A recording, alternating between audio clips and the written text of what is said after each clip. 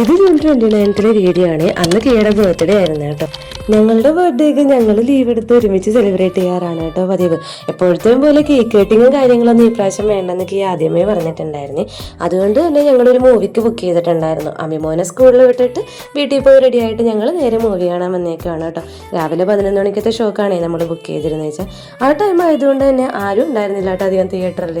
ഒരുപാട് സീറ്റ് വേക്കൻറ്റും ആയിരുന്നു. അത് കാരണം നമ്മളുടെ ബിലോങ്ങിങ്സ് ഒക്കെ നമ്മൾ അപ്പുറത്തെ സീറ്റിൽ വെച്ച് നല്ല റിലാക്സ്ഡ് ആയിട്ടിരുന്നാണ് കേട്ടോ ഫിലിം കണ്ടത്. ഞാൻ ഇൻഹെയിലറൊക്കെ ഇട്ടാണ് കേട്ടോ പോയത്.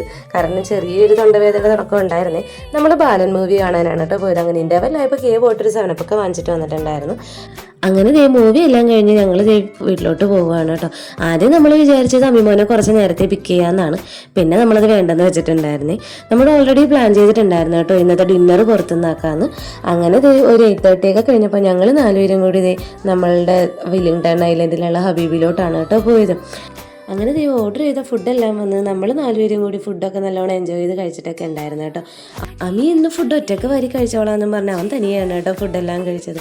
അങ്ങനെ ഫുഡെല്ലാം കഴിച്ച് ഞങ്ങൾ എല്ലാവരും കൂടി തിരിച്ച് വീട്ടിൽ പോകാനായിട്ട് ഇറങ്ങുകയാണ് കേട്ടോ. അങ്ങനെ ഞങ്ങൾ യൂബർ വെയിറ്റ് ചെയ്ത് നിൽക്കുകയാണ് കേട്ടോ. അങ്ങനെ യൂബറെല്ലാം വന്ന് ഞങ്ങൾ നേരെ തിരിച്ച് വീട്ടിലോട്ട് പോവുകയാണ്.